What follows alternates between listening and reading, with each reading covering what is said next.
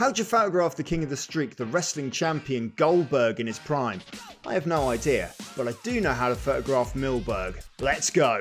So we're taking you ringside in today's video to the Naughties Rumble from Riot Cabaret Wrestling at the Clapham Grand in London. Get down to a show, it's good fun. We've already showcased two previous videos where we photographed zombies making their entrance to the Shaun of the Dead theme for the Rumble.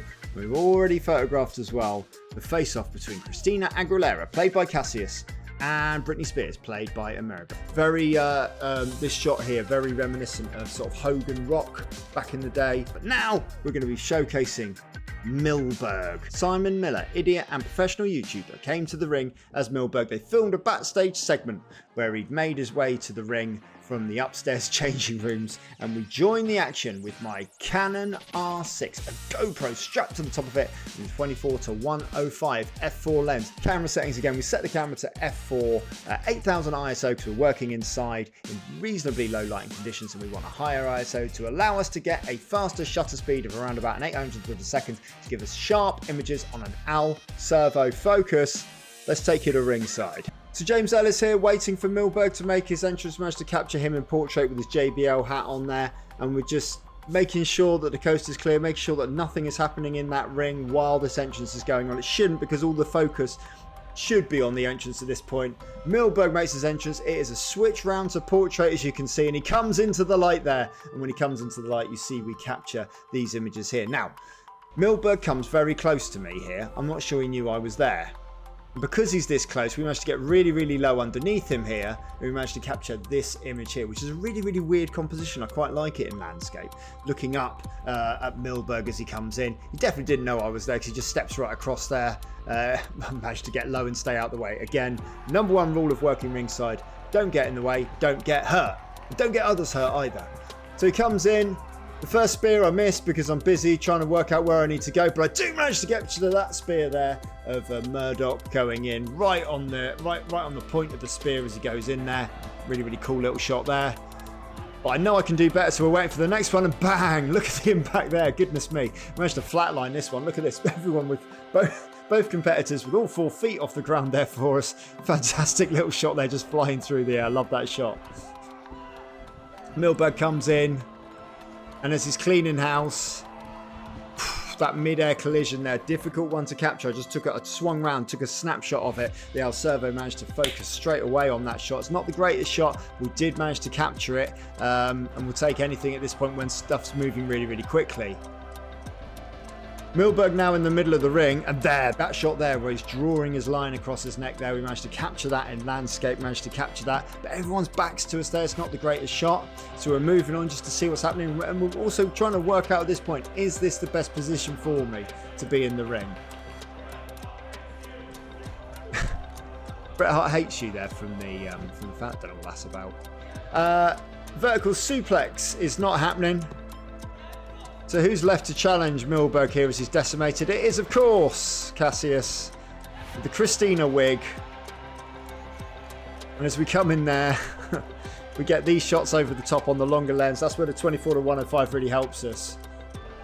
They haven't quite turned to me enough, haven't quite got the shot that I want because they're playing out to the hard cam, which is on the other side. But eventually, just by coming around to this side of the turnbuckle, give myself that extra yard. Look how quickly it happened, but I just managed to get in that little gap between the competitors at the ring and managed to get the clothesline on the impact with all the hair going everywhere there. Both of them as well. We actually get the one with the wig coming off as well, which is really cool. Christina's about to go out now. Yeah, wig and all. We managed to get to that sort of elimination image there, which is really cool. So we wind the video on now to the last competitor. We're starting to eliminate. We think we have one man standing. Mulligan's gone. All the big men have gone. Everybody's out the pool. 2 people left in the ring now. But there is one more entrant. And it is Bob the Builder as the as the music is showcasing. But I think what we'll do is we'll save the entrance of Bob the Builder till next time. So if you want to see what it's like watching Bob the Builder do a wrestle from ringside, come and join me on the next video if that's your thing. I don't know if it is your thing. I'm not one to judge. You do you.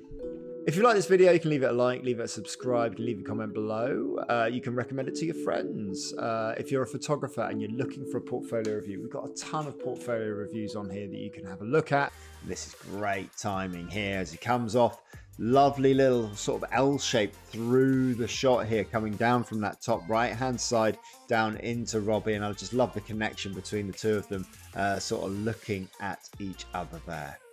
Have a look at the crop, see if we can't come a little wider, just with Robbie's feet just being cropped off there, potentially just coming out just a little bit wider. We'd see even more of those fans' faces as well.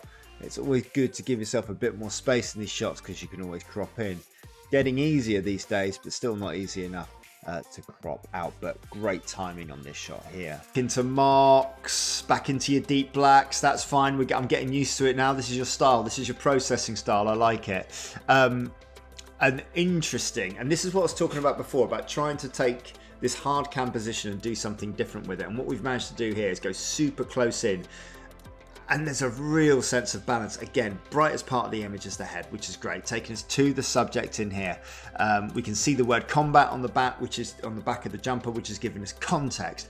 We can see the people looking towards him, which is giving it a big feel, and because we've zoomed in nice and close, the frame is filled with fans in the background. But the symmetry of those two Mox signs either side is fortunate and really well handled.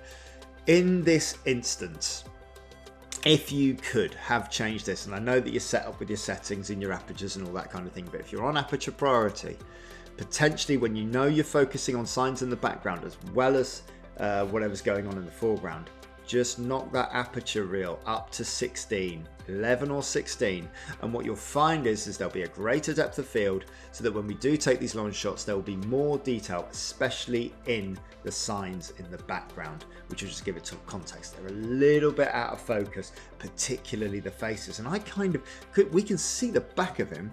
We know what the context of this is, and if we were to switch focus entirely, never mind depth of field, if we were to completely switch focus onto the fans in the background, then we're actually telling the story of these fans who brought these signs along. And we don't really need the pin sharpness of the back of Moxley in the foreground. So there's a different way to approach this. It's difficult in the moment. I know I'm giving you advice on things that are happening split seconds in time, but this is what we're talking about, taking different approaches to move your photography and make it look different from everyone else's photography. Is either working ringside or working on hard cam. Again, the processing is very, very heavy on those blacks, grainy feel. I guess that's the style. That's absolutely fine. I would work at trying to bring in some details in the blacks, but this is your style. It's very timeless, and I enjoy it a lot. Into the resting and back into your timing again, and again we're far away from the shot here, and this tells a great story. This shot of just like, especially with Mark Andrews here at the bottom, just escaping the moonsault. So we know this guy is mid-air. There's nowhere to go but down. And if Mark's just lying there, we know he's probably just about to take the move. Because Mark's escaping, there's this sense of sort of anticipation to this shot as to, oh my God, what's going to happen? Because he's just turning into eyesight to see that his opponent is about to move out of the way. There's a lovely little bit of dry ice in the background, which helps us with the mood of the picture as well. And a nice little dot of fans in the background looking on. But again, pin sharp focus and good timing on this one. One slight amendment I'd look to make in post-processing, maybe just lose this tiny little hand here. We can't see the arm, we can't see anything that's attached to it. It's just a tiny little hand that's sort of coming out of the abdomen. We just use the remove tool, take that out. We've got a really clean moonsault going in over the top, and I like the portrait style to this one because it helps with the height of the picture, helps emphasize the height of the jump. And yeah, lovely little shot, that one. Really, really good.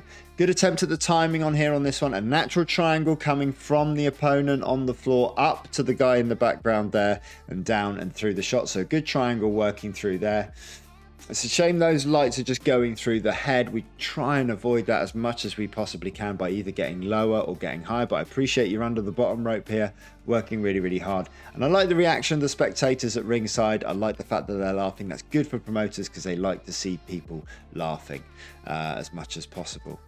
Maybe up the ISO just a little bit, just to get a bit more sharpness on that shutter speed so that we can work somewhere around about 1/500th of a second if we're trying to freeze action outside.